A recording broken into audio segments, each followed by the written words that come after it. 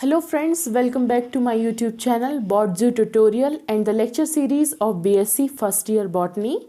Today's lecture is about mycoplasma और हम mycoplasma को कुछ सब टॉपिक्स के अंदर कंप्लीट करेंगे, जैसे सबसे पहले history of mycoplasma, then character and structure, then reproduction and the disease caused by the mycoplasma.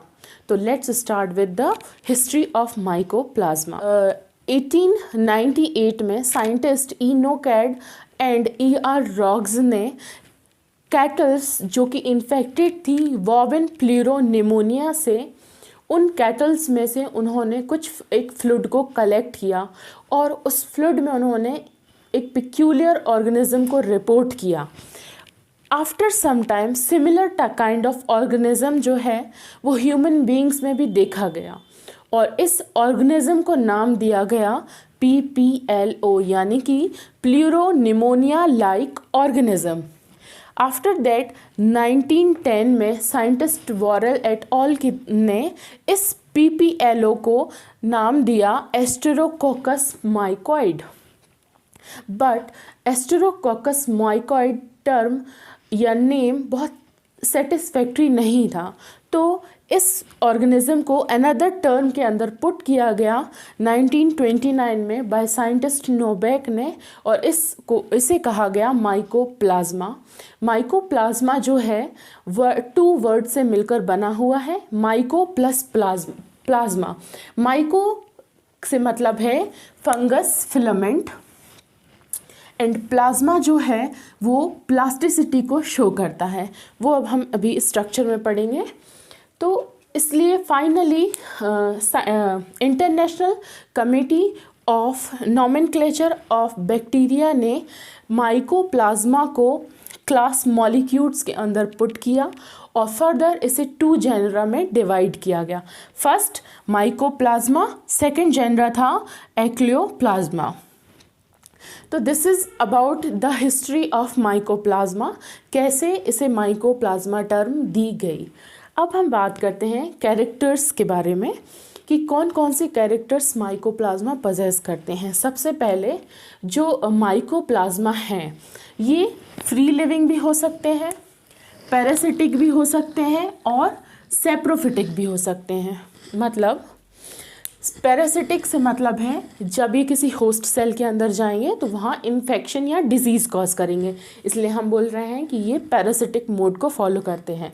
Saprophytic भी हो सकते हैं. सेप्रोफिटिक से मतलब है या तो ये सॉइल में या सीवेज वाटर में भी सरवाइव कर सकते हैं. इनका जो साइज़ होता है ये वेरी स्मॉल होते हैं एंड यूनिसेलुलर स्ट्रक्चर है, सिंगल सेल से मिलकर बना हुआ है और ये प्रोकैरियोटिक स्ट्रक्चर है. प्रोकैरियोटिक से मतलब है कि इसमें न्यूक्लियर मेम्ब्रेन जो है यानी न्यूक्लियस जो है वो डिफाइंड नहीं है. अब हम बात करते हैं सेल वॉल की. तो इस स्ट्रक्चर में माइकोप्लाज्मा में सेल वॉल एब्सेंट होती है और सेल वॉल एब्सेंट होने की वजह से ये प्लियोमॉर्फिक नेचर के होते हैं. प्लियोमॉर्फिक से मतलब है जब हम इसे किसी भी मीडियम में ग्रो करेंगे तो ये डिफरेंट शेप की कॉलोनी फॉर्म करते हैं. जैसे कभी ये कोकोइड शेप में अपनी कॉलोनी को फॉर्म करेंगे, एस्टेरॉइड शेप में फॉर्म करेंगे या रिंग शेप की कॉलोनी फॉर्म होगी. इनके प्लियोमॉर्फिक नेचर होने की वजह से हम इन्हें जोकर ऑफ प्लांट किंगडम भी कहते हैं.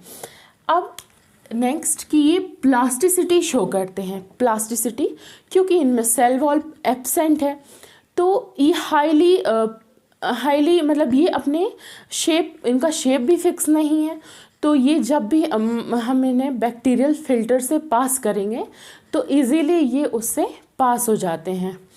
तो हम कहते हैं कि ये प्लास्टिसिटी को शो करते हैं. अब हम स्ट्रक्चर को देखें तो इसमें जो इनका साइज़ होता है, ओवरऑल माइकोप्लाज्मा का साइज़ जो है वो 300 नैनोमीटर से 0.2 माइक्रोमीटर तक वेरी करता है. सबसे पहले जो आउटर कवरिंग होती है, आउटर मेम्ब्रेन होती है, उसे हम बोलते हैं ट्राइलैमिनर मेम्ब्रेन, जिसका साइज जो होता है वो 100 एंगस्ट्रॉम तक होता है। ट्राइलैमिनर से मतलब है कि ये 3 लेयर्स होती हैं और ये लिपोप्रोटीन से मिलकर बनी हुई होती हैं। तो इसमें सेल वॉल है नहीं, आउटर लेयर है। आउटर कवरिंग को हम क्या बोल रहे हैं? ट्राइलैमिनर मेम्ब्रेन। साथ में क्योंकि यहाँ पर हमने देखा कि ये प्रोकैरियोटिक सेल है, प्रोकैरियोटिक सेल है मतलब कि इनमें प्रिमिटिव टाइप का न्यूक्लियस है, दैट मीन्स कोई न्यूक्लियर मेम्ब्रेन प्रेजेंट नहीं है, इसलिए जो भी जेनेटिक मटेरियल होगा वो साइटोप्लाज्म में ओपनली प्रेजेंट होगा। तो साइटोप्लाज्म में ये प्रेजेंट है डीएनए, जो कि फिब्रिलर शेप में पूरे साइटोप्लाज्म में फैला हुआ होगा। साथ में इसमें प्रेजेंट है आरएनए और राइबोसोम। राइबोसोम जो है प्रोटीन सिंथेसिस में इम्पॉर्टेंट रोल प्ले करते हैं। ये एक सेल ऑर्गेनेलीज है और इसमें कुछ प्रोटीन्स प्रेजेंट होंगे और कुछ मेटाबोलाइट्स प्रेजेंट होंगे। तो जो इंटरनल मशीन इसमें जो ऑर्गेनेलीज प्रेजेंट हैं वो ये शो कर रहे हैं कि जब ये सेल इंडिपेंडेंटली होगी तो ये इजीली अपने प्रोटीन फॉर्मेशन की या इजीली अपनी ग्रोथ कर सकती है, क्योंकि इसमें सारी इंटरनल मशीनरी प्रेजेंट है जो कि इसकी ग्रोथ में इसे क्या करेगी? हेल्प करेगी। They are highly resistant to penicillin and they are easily inhibited by tetracycline.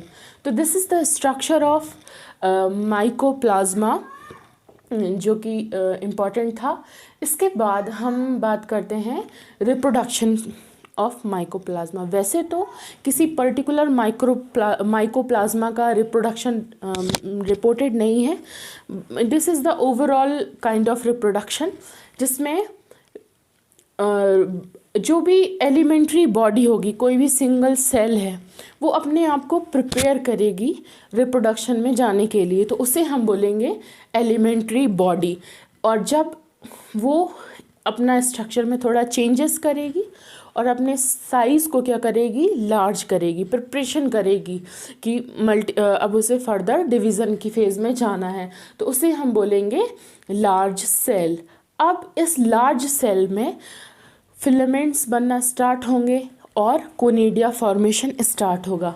तो अगर फिलामेंट्स और माइसीलिया फॉर्म हुए, वो फर्दर फिर डेवलप करेंगे chain like minute sphere shape conidia, और ये कोनिडिया इस सेल के अंदर ही ग्रो करने लगेंगे।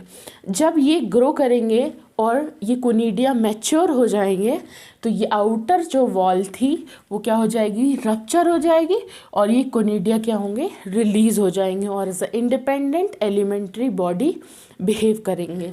या फिर इस लार्ज सेल में सेगमेंटेशन होगा और ये 2 इक्वल हाफ में डिवाइड हो सकती है।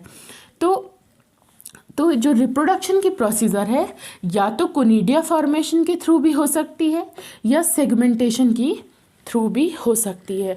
तो this is the basic reproduction pattern जो माइकोप्लाज्मा फॉलो करते हैं। अब हम बात करते हैं जो पैरासिट डिसीज़ कॉजिंग माइकोप्लाज्मा की अप्रॉक्सीमेटली 60 स्पीशीज़ जो हैं वो रिपोर्टेड हैं, जो कि plant, animal and insect, mammals में डिजीज़ कॉज करते हैं। हम बात करते हैं कॉमन डिसीज़ के बारे में जो प्लांट में कॉज करते हैं माइकोप्लाज्मा, जैसे कि bunchy top of banana, Apple proliferation and little leaf of brinjal, cotton virescens and tomato big bud। ये कुछ माइकोप्लाज्मल डिसीज़ेज हैं जो प्लांट में देखने को मिलती हैं। आई होप ये लेक्चर आपके लिए बेनिफिशियल रहा हो। अपने कमेंट के ज़रिए आप मुझे सुझाव दे सकते हैं कि मैं इसमें क्या इम्प्रूव कर सकती हूँ, और आप जो भी टॉपिक पढ़ना चाहते हैं आप उसके बारे में भी मुझे कमेंट में बताइए। मैं आपको उसका लेक्चर ज़रूर डिलीवर करने की कोशिश करूँगी। आप चाहें तो स्क्रीनशॉट ले सकते हैं।